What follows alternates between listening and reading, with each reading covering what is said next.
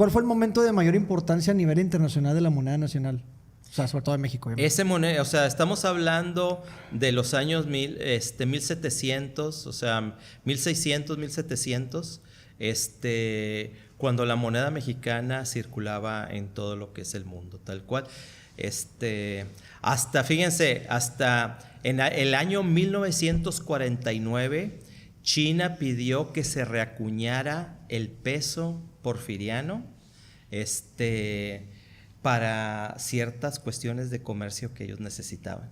Entonces, fíjense, en 1949 todavía pidió que se reacuñaran esas monedas para ahí unos problemas que tenían de deudas. Nomás entre ellos saben, dijo el otro. Entonces, ¿es cierto que la moneda que en aquel tiempo se hizo mexicana valía más que otras? Claro, sí, era la moneda mundial, era el estándar, tal cual. ¿Sí? La mexicana. La mexicana, así es. Ajá, la moneda mexicana. Tanto es así que los americanos se copiaron de esa moneda y hicieron su dólar. Y ahí se viene todo el asunto. Y ahí viene el dólar. Entonces, el peso, esa moneda de 8 reales, que se le llamaba peso, ¿sí? De ahí salió el dólar. Entonces, era $1 por peso. Era 1. O sea, sí partimos, la moneda mexicana partió para que todos entendieran qué tenían que hacer, por llamarlo de alguna manera, ¿no? Así es, exactamente. Ahora, Doc, vámonos ahora sí a la época de la independencia y la revolución. ¿Cómo cambiaron la independencia y la revolución, todo esto sobre la historia la monetaria del país? Bueno, la independencia cambió mucho la historia, porque toda la moneda se acuñaba en la Ciudad de México, ¿sí? Pero al momento que hay la independencia, cuando empieza la guerra de independencia, empieza a haber robos de toda la mina de Guanajuato, Zacatecas, todos esos lugares, Chihuahua, que llevaban la plata para acuñar a la Ciudad de México, empezó a haber robos. Entonces se empezaron a hacer casas de moneda en las donde se producía la plata, en las minas. Todas las minas. Entonces empezó Zacatecas, tuvo casa de moneda, Chihuahua, Sonoras, ¿sí? Varios lugares, San Luis Potosí. Entonces empezaron ellos a acuñar su propia moneda, toda parecida. En aquel entonces se empezó a acuñar la moneda, o sea, lo más parecido posible, porque pues cada quien lo hacía como podía. Y cuando acaba la independencia, la guerra de independencia, se empieza ahora sí a acuñar la moneda de la República en 1824, ¿sí? Y esa moneda de la República tiene un gorro frigio, bueno, tiene el águila, el escudo, el águila como la conocemos, nada más que de frente el águila, no de un lado como actualmente la tenemos. Más abierta y con un gorro frigio, ¿sí? Que es el símbolo de la libertad de los franceses, ahí nos lo robamos. Y se empieza a acuñar esa moneda, pero se quedan esas casas. Entonces, esas casas de moneda acuñan la moneda. Entonces, tenemos monedas de Guanajuato, Zacatecas, todo el siglo XIX se están acuñando hasta que llega Porfirio Díaz y dice, no, ¿sabes qué? Vamos a reglamentar todo esto, porque había casas que quebraban porque estaban mal administradas, había problemas y demás. Y ya a finales del siglo XIX, ya la última casa hasta el 1905, lo que es Culiacán, se dejó de acuñar la moneda por casas y se volvió a centralizar a la Ciudad de México. ¿Crees que haya sido bueno eso? Perdón, primo. Dale. ¿Crees que haya sido necesario decir, ¿sabes qué? Vamos a centralizarlo? Sí, porque realmente sí era un problema. O sea, era un problema. Las casas, estas secas se arrendaban. Entonces, se arrendaban al mejor postor. No dependían de... Sí, o sea, entonces eran, sobre todo ingleses, eran gente extranjera que pagaban y contrataban gente para hacer la moneda y ellos allá en Europa y sí era un problema, o sea, sí era sí había Si era bastante- algo necesario que tenía Era que algo hacerse. necesario. Yo creo que se sí tenía hacer. se tenía que hacer sí o sí. O sea, si no lo hacía en la independencia, por así llamarlo, alguien lo tenía que hacer porque si iba a ser un despapalle pues a nivel No, mundial, si va a ser, ¿no? si Al va a final ser de un, cuentas, no si va nomás a ser un nacional. desmadre, ¿estás de acuerdo contigo? Exactamente. Ajá. Los bilimbiques, o cómo se llaman, ¿quiénes eran? Bueno, Platícanos un poquito de eso. Ahora entramos a la revolución. Sí, Ahí está lo sí, que- sí. Bueno, cuando empieza la revolución, empieza, bueno, lo que es la moneda, que era moneda de plata, se empieza a escasear. Todo mundo empezó a esconder la moneda por la revolución. Ah, ok. ¿Sí? Entonces, las diferentes fracciones que existían revolucionarias, pues necesitaban dinero para sus tropas, tal cual. Entonces, ellos acá en el norte empezaron a imprimir billetes, ¿sí?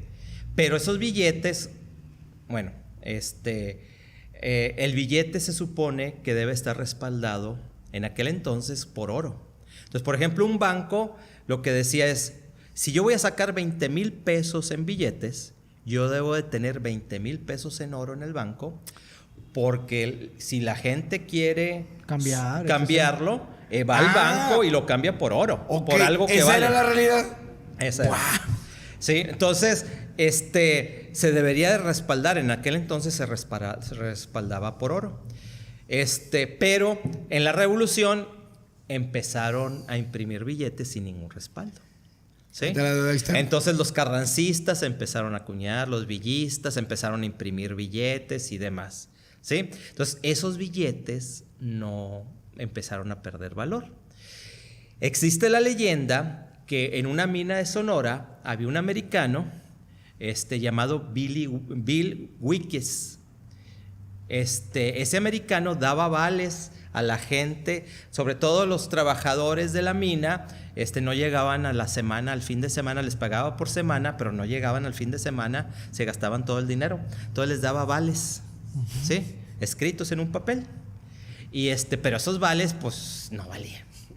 Entonces, de ahí se empezó, como le decían Billy Wicks, bilimbiques. O sea, de ahí salió la palabra bilimbiques. Entonces, cualquier papel que no tenía valor, se le empezó a llamar bilimbiques.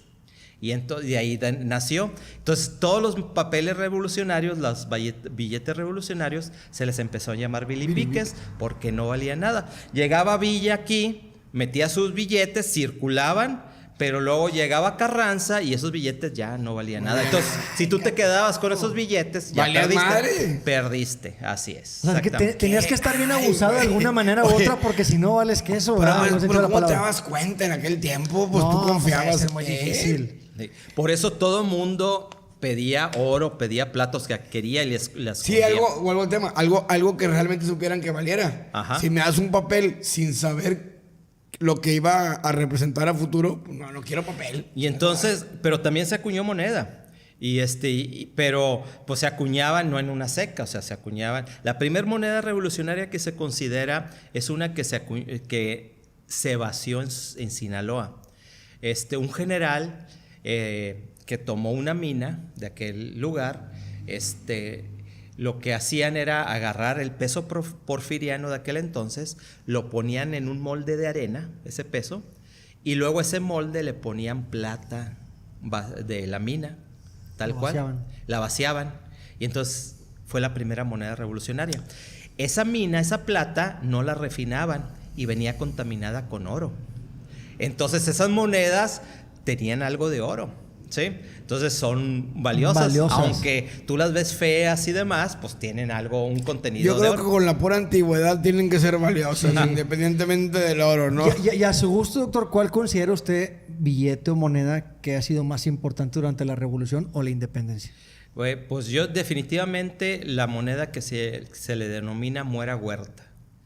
La moneda muera huerta es una moneda que se parece al peso de aquel entonces, tiene el gorro frigio, como los pesos de aquel entonces, radiado, y del otro lado tiene el águila, pero abajo tiene la leyenda Muera Huerta, que era el presidente en aquel entonces. La leyenda dice que esa moneda la mandó a acuñar Pancho Villa, porque Huerta mandó fusilar a Villa y Madero lo salvó. Entonces, por venganza, acuñó esa moneda deseándole la muerte a Huerta. Pero ya se sabe, ya salieron documentos, que realmente el que la mandó a acuñar fue un general de villa llamado Calixto Contreras. Calixto Contreras era de Cuencamé, Durango. Tenía una brigada, la Brigada Juárez, peleó con Villa, peleó ahí en Durango y demás. Y cuando ellos tomaron Durango, el ejército entró con la consigna de viva Madero, muera Huerta. ¿Sí? Mata Huerta, pues manda a matar a Madero, y entonces Calixto Contreras acuña esa moneda.